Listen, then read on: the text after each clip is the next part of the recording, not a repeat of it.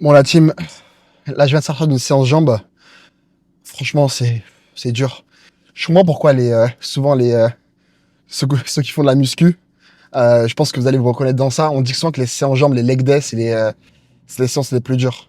Et franchement, là, je suis mort. Je suis mort. Je vais vous mettre un extrait, justement, de ma séance. Mais franchement, c'était super, super dur. Alors pour moi, c'est en jambes du moment. J'aime beaucoup commencer par du leg curl assis. Alors moi, j'ai une préférence pour le leg curl assis plutôt que le leg curl allongé.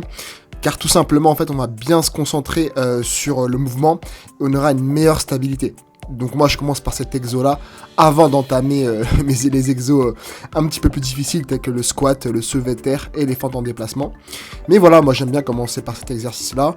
Je fais 4 séries de 8 à 10 répétitions avec 1 minute 30 de récupération.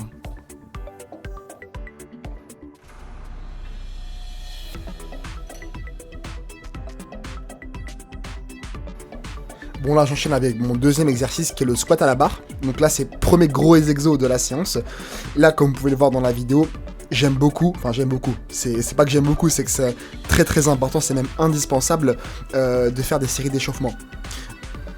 Et personnellement je n'hésite pas à faire 2 à 3 séries d'échauffement, même si j'ai déjà fait du leg curl avant comme premier exo, vu que là on va faire du squat, donc c'est un gros exercice, on va s'éviter tout problème et toute blessure. Donc moi ce que j'aime bien faire c'est faire une première série à barre vide, donc entre 15 à 20 répétitions environ, et après une deuxième série à 40 kg environ et une troisième série à 60 kg. Et là je pourrais du coup entamer ma première vraie série effective. Et pourquoi j'insiste sur l'échauffement, parce que personnellement, il fut un temps où je m'entraînais sans m'échauffer. Je me souviens, il y a une époque où je faisais du développé couché et je mettais 100 kilos, et comme ça à froid, donc sans aucune série d'échauffement. Donc heureusement que je me suis pas blessé, hein, j'ai eu beaucoup de chance, je touche du bois. Mais voilà, moi j'ai vu des pratiquants se blesser juste parce qu'ils ne se chauffaient pas assez bien. Donc voilà pourquoi j'insiste là-dessus. Hein. Et juste pour vous faire un petit point exécution de l'exercice, moi ce que j'aime bien faire et ce qui me permet justement de bien exécuter le squat, parce que c'est pas un exercice qui est évident au départ, déjà c'est de bien contracter les abdos, contracter les dorsaux également, pour bien stabiliser la colonne vertébrale. Donc moi c'est ce que je fais tout le temps. Donc ça c'est le premier point. Et le deuxième point important, c'est que vous allez initier le mouvement avec le bassin. Et quand je dis initier le mouvement avec le bassin, c'est que vous allez simplement, d'abord, en fait, avant même de fléchir vos genoux, vous allez reculer le bassin. Et le troisième point important, c'est juste après avoir reculé le bassin, parce que ça se fait quasiment en même temps, ça joue à la seconde, hein. C'est quand vous reculez le bassin, juste après, vous fléchissez les genoux. Et ce qui va vous permettre finalement de faire le squat, hein. C'est le mouvement du squat finalement. Bon là enfin je vais entamer ma vraie série effective. Donc là je suis dans une période où j'essaye de repartir sur au minimum 110 kg. Donc là je vais faire 4 séries de 8 répétitions avec 1 minute 30 de récupération. Et un dernier point important et pas des moindres, c'est comme vous pouvez le voir dans la vidéo, le moment où vous descendez, donc la phase excentrique, c'est le moment où vous devez retenir votre descente. Et je dis ça parce que c'est le moment lorsqu'on descend la barre que l'on travaille le plus les quadriceps. C'est à ce moment-là qu'il y a la plus forte croissance musculaire. Donc c'est très très important.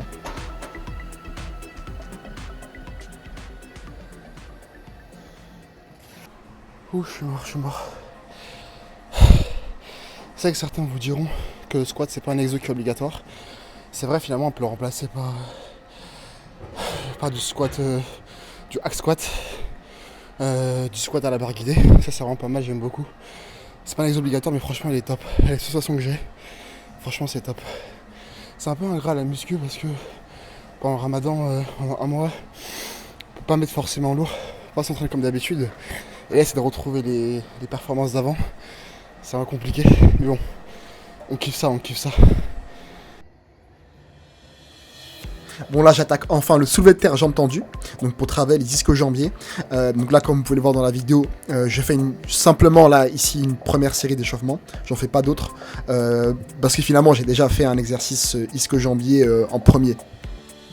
Et pour cet exercice, moi j'aime bien avoir le pack complet, hein. Et quand je dis pack complet, moi j'aime bien avoir mon liquide de magnésie. donc pour avoir les mains asséchées, ce qui me permet d'avoir une bonne grippe, parce que franchement au bout de la deuxième série, si j'ai pas ça, bah franchement la barre elle me glisse des mains. Donc ça c'est un point important, franchement je vous le conseille, si vous en avez pas, ça coûte pas très cher, hein. Ça coûte environ entre 10-15 euros, donc c'est pas mal. Et j'ai aussi ma ceinture finalement, ma ceinture de force, de muscu, donc qui me permet d'avoir une meilleure stabilité au niveau de ma colonne vertébrale, donc ça c'est un point important.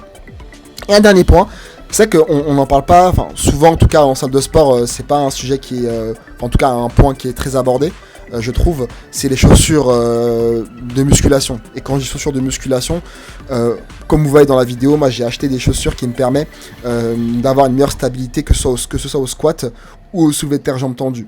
Donc en fait, c'est des chaussures qui me permettent d'avoir mes talons en fait surélevés.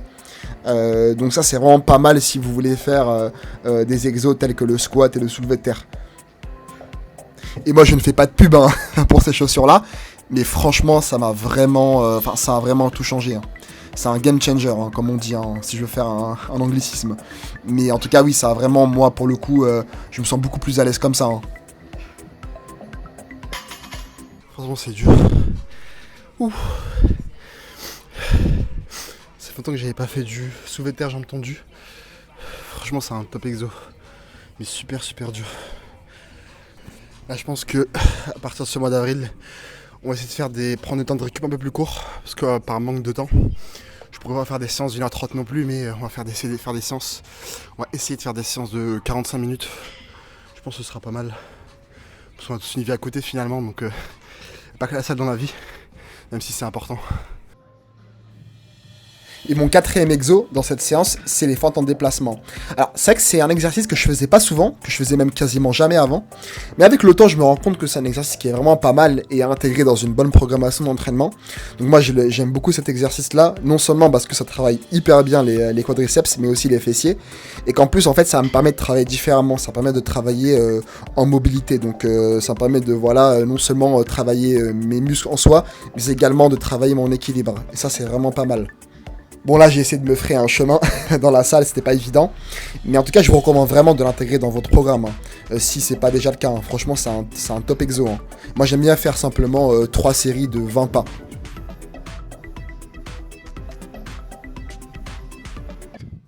Je pense que dans mon top 3 des exercices les plus durs pour les jambes, il y a les fentes en déplacement. Et il est pas troisième, hein. Franchement c'est super dur, ça tape dans le cardio. Il est super bon pour la mobilité. Ça change un petit peu des exos type squat. Et mon dernier exercice, ce sera le classique, hein, finalement, le leg extension, qui est très pratiqué en salle de sport, qui est très populaire.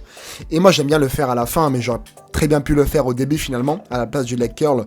Et moi, je fais là, simplement 3 à 4 séries de 10 à 12 répétitions, avec 1 minute à 1 minute 30 de récupération.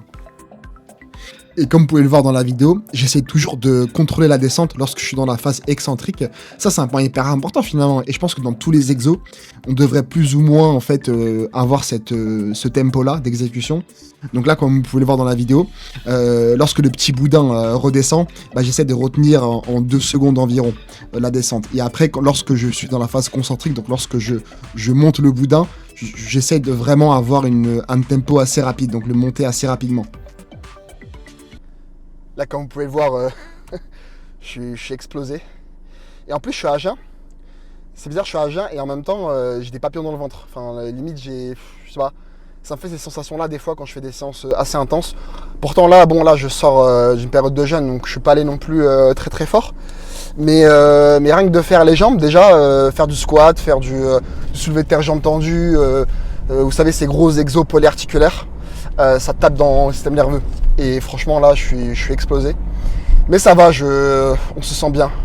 On se sent bien et franchement ça fait grave du bien. Bon, j'ai pas pu faire les mollets. J'ai pas pu faire les mollets et en fait il faut que je les travaille, hein. C'est un muscle aussi hyper important. Mais bon, là j'ai un avion à prendre. Et le but maintenant ça va être là je pense à partir du mois d'avril, d'essayer de faire d'avoir des temps de récup plutôt courts. Je suis pas trop fan des temps de récup courts. Je sais pas si vous prenez des temps de récup courts ou si vous êtes plutôt fan vous êtes plutôt de la team des temps de récup longs. Mais moi en général j'aimais bien prendre entre 2 et 3 minutes quasiment sur tous les exos parce que ça me permettait déjà d'avoir une meilleure récupération entre les séries, de moins fatiguer et aussi d'avoir une bonne charge de travail, en tout cas de mettre plus lourd. Mais là, en fait, par contrainte de temps, je pense que là, je vais passer plutôt sur un format avec des temps de récup assez courts. Et on va tester, on va voir. En fait, je vais tourner entre du 45 secondes jusqu'à 1 minute 30 maximum. Là, j'ai testé aujourd'hui, c'était super dur. J'ai fait 4 séries de squats à 8 répétitions avec 1 minute 30 de récup et franchement, c'était super dur. Au bout de la deuxième série, j'ai dû baisser ma charge très rapidement, quoi. J'ai dû vraiment baisser ma charge de travail. Donc ça, c'est un peu un challenge, j'ai pas l'habitude. C'est bien aussi parfois de casser la routine. Et au final aussi, j'en parlerai peut-être dans une vidéo. Et moi, ce qui a vraiment changé, c'est aussi ma mentalité la mentalité que j'avais, ma vision de la muscu que j'avais à l'époque. Parce qu'à l'époque, moi, j'allais en muscu, j'allais à la salle, surtout juste pour aller à la salle finalement. Hein. Et ça date pas de très longtemps. Hein. Il y a même, ne serait-ce qu'il y a 2 ans et demi, j'allais à la salle juste pour aller à la salle finalement. Je cherchais pas à progresser. Enfin, j'appliquais pas la notion de surcharge progressive. Je l'appliquais pas finalement. J'augmentais pas les charges au fur et à mesure, je notais rien.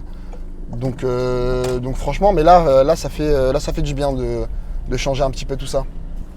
En fait, ce qui est top aussi, c'est à partir du moment où vous arrivez en fait à quoi qu'il arrive, c'est-à-dire que même si une séance vous êtes un peu fatigué, il faut pas vous dire, parce que moi je me disais ça à l'époque, il faut pas vous dire bon là c'est mort, je vais pas m'entraîner à fond, enfin je vais faire c'est peine perdue. Et moi, c'est ce qui m'a porté préjudice pendant très longtemps, c'est que quand j'avais un jour où j'étais un peu, parce qu'on est tous, on n'est jamais au top tous les jours finalement. Et du jour où j'ai compris que même si j'étais un peu fatigué un jour, ou peut-être j'ai moins dormi, ou je ne sais quoi, ça n'empêche pas que tu peux faire quand même une séance productive, même si tu vas mettre un peu moins lourd, tu vas faire un petit peu plus attention, mais il faut quand même essayer d'avoir un minimum de productivité dans la séance, sinon finalement à quoi ça sert d'aller à la salle? Je sais pas si vous c'est quelque chose qui vous parle ou pas, le fait d'avancer comme ça un peu dans le vide, d'aller à la salle mais sans trop d'objectifs, juste pour faire ta séance comme ça en fait finalement, mais sans réel objectif, sans noter les séances, juste comme ça quoi au final. Et ça malheureusement, on est tous plus ou moins, on passe tous par là. Bon les amis, en tout cas je vous dis à très bientôt, c'était tout pour moi. Je voulais faire juste cette petite vidéo là, par pur plaisir, pour partager avec vous un peu ma petite séance jambes. Et je vous dis à bientôt pour de nouvelles vidéos. Salut!